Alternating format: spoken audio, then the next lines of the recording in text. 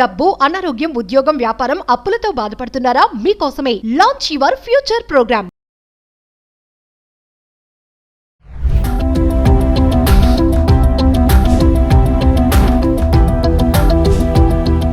Suman TV ప్రేక్షకులకు నమస్కారం. Senior citizens కోసం పోస్ట్ ఆఫీస్లో మరొక మంచి పథకం మనకు వచ్చింది. పోస్ట్ ఆఫీస్లోనే అకౌంట్ ఎందుకు ఓపెన్ చేయాలి? బ్యాంకులో ఓపెన్ చేసుకోవచ్చు కదా. బ్యాంకు వాళ్ళకి పోస్ట్ ఆఫీస్కు మధ్యలో తేడా ఏమిటి అనేటువంటి ప్రశ్న చాలామంది సీనియర్ సిటిజన్స్లో కలుగుతుంది. బ్యాంకుల్లో 5 లక్షలకు మించి మీరు ఎంత డబ్బు పెట్టినా, ఒకవేళ ఆ బ్యాంక్ ఏదైనా ఒక కారణం చేత మూతపడినట్టయితే, అది నష్టాలు పాలైనట్టయితే, బ్యాంకర్ కింద బారినట్టయితే, మీరు పెట్టిన పెట్టుబడిలో ఒక 5 లక్షల వరకు మాత్రమే మీకు ఇన్సూరెన్స్ ద్వారా మీ డబ్బు మీకు వస్తుంది. మిగిలిన డబ్బుకి ఏ రకమైన గ్యారంటీ ఉండదు. అది చాలా సందర్భాల్లో ఇంకా రూపాయి రాకపోయినా ఆశ్చర్యపడాల్సిన అవసరం లేదు. కానీ పోస్ట్ ఆఫీస్లో అలా కాదు. పోస్ట్ ఆఫీస్ సెంట్రల్ మనకు గవర్నమెంట్ కింద నడుస్తుంది కాబట్టి పెట్టిన పెట్టుబడి ఎంతైనా సరే, మీరు 30 లక్షలైనా 50 లక్షలైనా ₹1,00,00,000 పెట్టినా కూడా ఈ డబ్బు మీకు ఎక్కడికి పోకుండా ప్రతి పైసా మీకు తిరిగిచ్చే బాధ్యతని సెంట్రల్ గవర్నమెంట్ తీసుకుంటుంది.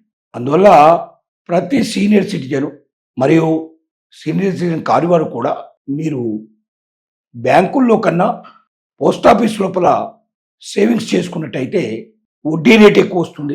దాంతోపాటుగా మీరు పెట్టిన పెట్టుబడికి భద్రత ఉంటుంది. బ్యాంకులో 5 లక్షలకు మించి మీకు భద్రత లేదు. పోస్ట్ ఆఫీస్లో ఎంత సొమ్ముకైనా 100% గ్యారంటీ ఉంటుంది. ఇది ప్రధానంగా ప్రతి ఒక్క పౌరుడు తెలుసుకోవాల్సిన విషయం, ముఖ్యంగా సీనియర్ సిటిజన్స్ గ్రహించాల్సిన విషయం. ఇప్పుడు సీనియర్ సిటిజన్ స్కీమ్ అనేటువంటి ఏదైతే కొత్త పథకాన్ని తీసుకొచ్చిందో పోస్ట్ ఆఫీసు లోపల, దీంట్లో పెట్టుబడి పెట్టదలుచుకున్న వాళ్ళు 30 లక్షల వరకు పెట్టుబడి పెట్టుకునే అవకాశం ఉంది. అంటే మీ రిటైర్మెంట్ బెనిఫిట్స్ని మీరు డైరెక్ట్గా దీంట్లో పెట్టచ్చు. ఇక 55 ఇయర్స్ నుంచి 60 ఇయర్స్ మధ్యలో ఎవరైనా వాలంటీర్ రిటైర్మెంట్ తీసుకున్న వాళ్ళు కూడా ఈ పథకం లోపల మీరు డబ్బులు పెట్టుకోవడానికి మీకు అవకాశం ఉంది. వితంతు ఎవరైనా సరే, మరి పెన్షన్ యొక్క వితంతు వాళ్ళు నామినీ ఉంటారో వాళ్ళు కూడా 50 నుంచి 60 ఇయర్స్ మధ్యలో కూడా ఎవరైనా వాళ్ళు మనీ క్లెయిమ్ చేసుకుంటే గవర్నమెంట్ ఇచ్చి ఆ డబ్బును కూడా తీసుకుని దీంట్లో పెట్టుకోవడానికి అవకాశాలు ఉంటాయి. సింగిల్ అకౌంట్లో అయితే 30 లక్షల వరకు మ్యాక్సిమం పెట్టదు. ₹1000 నుంచి మొదలు పెడితే 30 లక్షల దాకా పెట్టుకునే అవకాశం ఉంది. అదే జాయింట్ అకౌంట్ భార్యతో కలిపి పెట్టుకున్నట్టయితే ఇద్దరు 60 లక్షల దాకా పెట్టుకోవడానికి కూడా పాసిబిలిటీ ఉంది.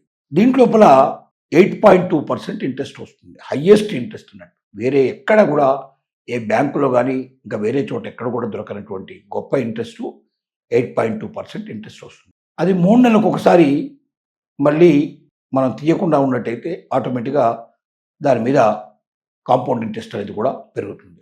ఆ రకంగా మంచి ఇన్కమ్ వచ్చే అవకాశం ఉంది దీంట్లో. మిగతా అన్నిటికన్నా ఎక్కువ ఇన్కమ్ దీంట్లో వచ్చేటువంటి పాసిబిలిటీస్ ఉన్నాయి.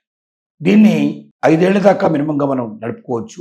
5 ఏళ్ల తర్వాత మళ్ళీ కంటిన్యూ చేసుకుంటే ఎక్స్టెన్షన్ కోసం మనం లెటర్ ఇచ్చినట్టయితే మరొక 3 సంవత్సరాలు, అలా ఎన్ని 3 సంవత్సరాలకు ఒకసారి చొప్పున దీన్ని ఎంతకాలం అయినా కంటిన్యూ చేయడానికి అవకాశం ఉంది.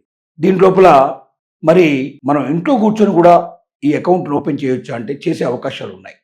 మనం డైరెక్ట్గా ఆన్లైన్లో కూడా పోస్ట్ ఆఫీస్ సంబంధించినటువంటి వెబ్సైట్లోకి వెళ్ళి మనం ఏ అకౌంట్లోకి వెళ్ళదలుచుకున్నాం, ఏ అకౌంట్లోకి మనం సీనియర్ సిటిజన్స్ సేవింగ్స్ స్కీమ్ అనేటువంటి అకౌంట్లోకి వెళ్ళి మనం ఓపెన్ చేసినట్టయితే అప్లికేషన్ ఫామ్ అంతా నింపేసి కేవైసీ మీ పేరు, Aadhaar card, pan number, phone number, address, details అనే దాంట్లో మీరు ఫిలప్ చేసినట్టయితే డబ్బును మీరు ఆన్లైన్లోనే అమౌంట్ని మీరు పంపించినట్టయితే మీరు ఆటోమేటిక్గా అకౌంట్ ఓపెన్ అవుతుంది. లేదంటే మీరు నేరుగా వెళ్ళి పోస్ట్ ఆఫీస్లో కూడా ఫామ్ అన్నీ నింపేసేసి చెక్కు కానీ క్యాష్ కానీ మీరు ఏది ఇచ్చినా సరే వాళ్ళు తీసుకుంటారు. మీరు ఆన్లైన్లో మీరు ఇవ్వచ్చు, లేదంటే చెక్ రూపంలో క్యాష్ రూపంలో కూడా ఇవ్వచ్చు. ఏదైనా చేసుకోవడానికి మీకు పాసిబిలిటీ ఉంది. ఇది సులభంగా అకౌంట్ ఓపెన్ చేసుకునే పద్ధతి. ఒకవేళ ఎన్ఆర్ఐస్ ఎవరైనా అంటే ఈ అకౌంట్ ఓపెన్ చేసిన తర్వాత వాళ్ళ పిల్లలతో వాళ్ళు సెటిల్ అయిపోయి వేరే దేశాలకు వెళ్ళిపోయారనుకోండి, ఎన్ఆర్ఐస్గా మారిపోయారనుకోండి, అలాంటి వాళ్ళకు కూడా వాళ్ళు ఏమీ విచారించాల్సిన అవసరం లేదు. 5 ఏళ్లకు అకౌంట్ పూర్తయిన తర్వాత ఏ అకౌంట్ ట్రాన్స్ఫర్ చేయమంటే అది అకౌంట్కి అక్కడ ట్రాన్స్ఫర్ చేస్తారు. బ్యాంకు నుంచి అకౌంట్కి ఎక్కడికైనా ట్రాన్స్ఫర్ చేయమని చేయడానికి బ్యాంకు పోస్ట్ ఆఫీస్ నుంచి బ్యాంక్ అకౌంట్లోకి అయినా ట్రాన్స్ఫర్ చేసుకునే పాసిబిలిటీ ఉంది.